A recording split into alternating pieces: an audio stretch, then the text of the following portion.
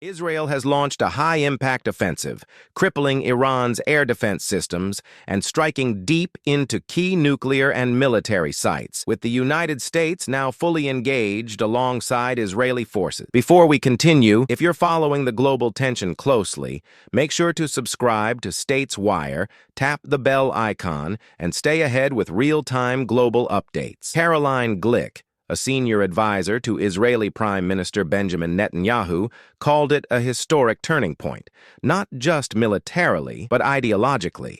In her words, this is no longer a regional conflict. It's a global battle between civilization and tyranny.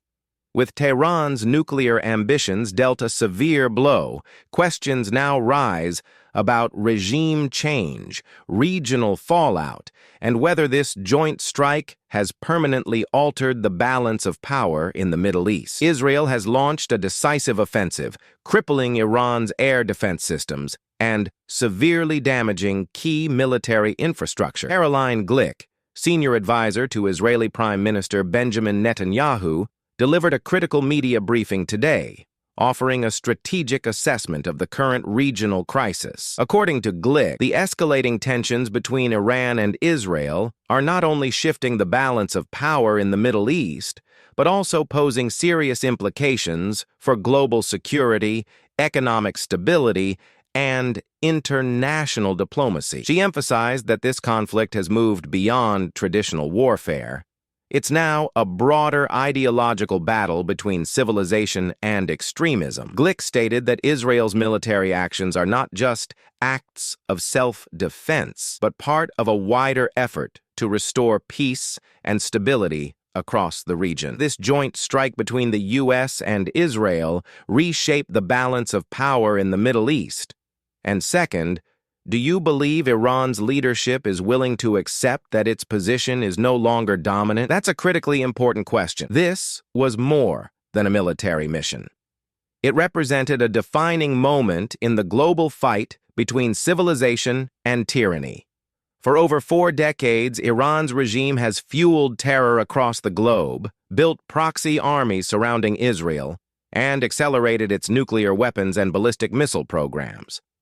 But last night's joint operation, led by U.S. forces under President Donald Trump, struck a major blow. Key nuclear sites were destroyed. It was not just a setback, it was a message.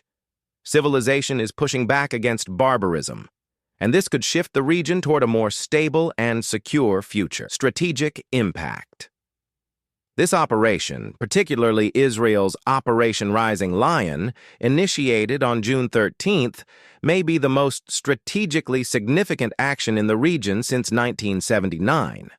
The United States' decision to intervene marked a turning point not only for Israel and Iran, but for the entire Middle East. Earlier today, Senator Lindsey Graham confirmed that Israeli officials have expressed a desire for regime change in Iran.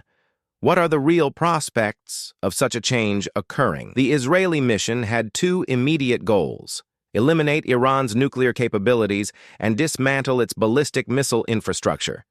Thanks to U.S. involvement, significant progress has been made, faster than expected. But beyond military objectives, these actions may open the door for Iran's people to rise. We've seen mass protests over the years, citizens risking their lives for freedom. Now, with Iran's regime weakened and under pressure, the people may finally see an opportunity for real change. President Trump's open support for the Iranian people could inspire a new wave of resistance.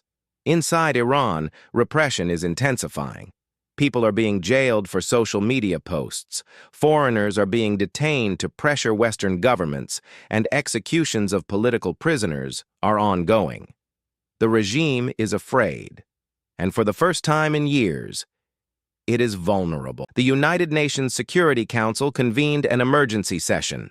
As expected, Russia and China condemned the U.S.-led strikes. Russian representative, the United States has violated the UN Charter and acted provocatively. Chinese envoy. These actions seriously threaten international peace and stability. Many global observers saw these responses as predictable and disconnected from the reality, on the ground. The UN Secretary-General Antonio Guterres has shown a consistent bias. His inability to condemn human rights abuses in Iran, even during crackdowns on peaceful protesters. So it's not surprising that he'd criticize a coalition trying to stop a nuclear-armed theocracy. Destroying Iran's nuclear ambitions is not warmongering. It's the best shot at regional